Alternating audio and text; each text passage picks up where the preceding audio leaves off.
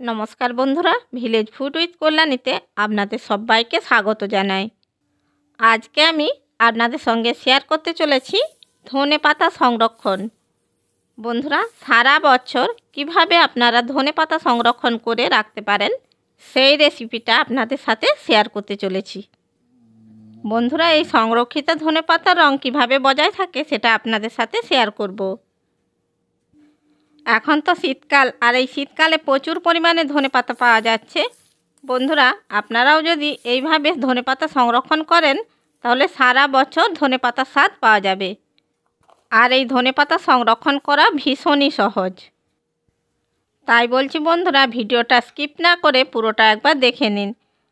আর আমার চ্যানেলটিকে যারা এখনও সাবস্ক্রাইব করেননি, চ্যানেলটিকে সাবস্ক্রাইব করার জন্য আপনাদের কাছে অনুরোধ রইল। তাহলে চলুন বন্ধুরা, আর কথা না বাড়িয়ে সারা বছরের জন্য ধনেপাতা কিভাবে সংরক্ষণ করা যায় সেটা শুরু করা যাক। ধনেপাতা সংরক্ষণের জন্য সবার প্রথমে যেটা লাগবে সেটা হলো ধনেপাতা। আমি এখানে 1 আঁটি ধনেপাতা নিয়েছি। এবার আমি এই ধনেপাতার আঁটি থেকে গাডারটা খুলে নিয়ে ধনেপাতাগুলোকে খুব ভালো করে বেছে নেব।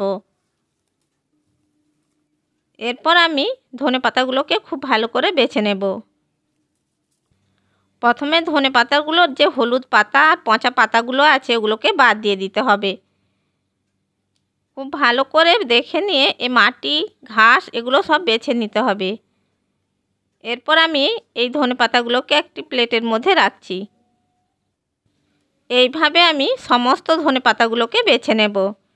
ধনেপাতাগুলোকে বেছে নেওয়ার পর এইগুলোকে ভালো করে ধুয়ে নিতে হবে। দেখুন বন্ধুরা, সমস্ত ধনেপাতাগুলোকে আমি ভালো করে ধুয়ে পরিষ্কার করে বেছে নিয়েছি। এরপর আমি এর পাতাগুলোকে কেটে নেব। এর মাঝখানের কলিটা আমি নিয়ে নিচ্ছি, আর এই পাতাগুলোকে এইভাবে টুকে নিতে হবে। এরপর আমি এই পাতাগুলোকে কাঁচির সাহায্যে ছোট টুকরো করে কেটে নিচ্ছি।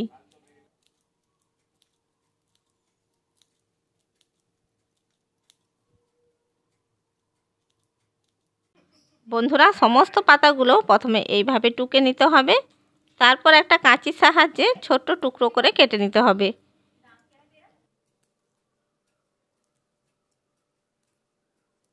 ধনেপাতার ডাঁটাগুলোকে অন্য রান্নার কাজে আমি ব্যবহার করে নেব।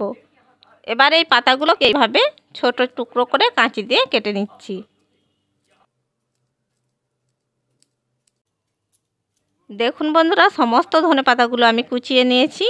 এবার এগুলোকে একটা পেপারের মধ্যে ছড়িয়ে নেব। দেখুন বন্ধুরা, ধনেপাতাগুলোকে ছড়িয়ে নেওয়ার জন্য আমি একটা পেপার পেতে নিয়েছি।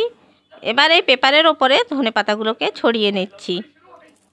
ধনেপাতাগুলোকে একটু পাতলা করে ছড়িয়ে নিতে হবে, এতে করে এটা তাড়াতাড়ি শুকনো হবে।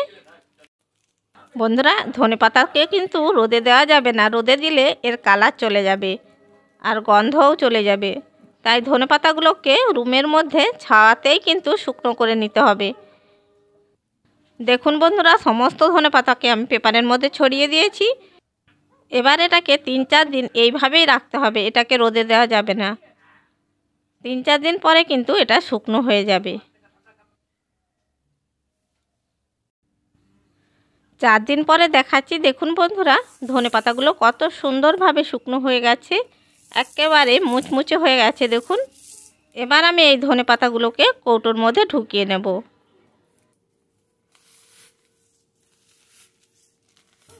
ধনেপাতাগুলোকে আমি এক জায়গায় জড়ো করে নিয়েছি। এরপর আমি ছোট ছোট কন্টেনারের মধ্যে এগুলোকে ভরে নিচ্ছি।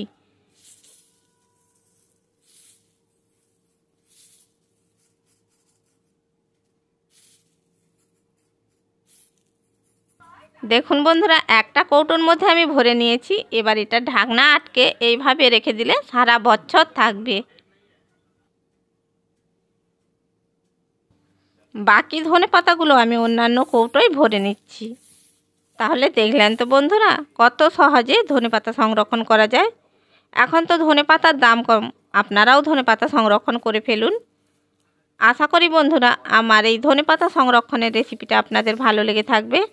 রেসিপিটা ভালো লাগলে লাইক করবেন, শেয়ার করবেন, আর কমেন্ট বক্সে আপনাদের মূল্যবান মতামত জানাবেন। আর এই রকম আরও নানা রকমের রেসিপি পাওয়ার জন্য আমার চ্যানেলটিকে সাবস্ক্রাইব করে বেল আইকনটি প্রেস করে দেবেন। তাহলে বন্ধুরা যখনই আমি ভিডিও ছাড়ব নোটিফিকেশানটা সবার আগে আপনার কাছে পৌঁছে যাবে। চ্যানেলে যদি নতুন বন্ধু হয়ে থাকেন চ্যানেলটিকে সাবস্ক্রাইব করার জন্য অনুরোধ রইল। ভালো থাকবেন, সুস্থ থাকবেন।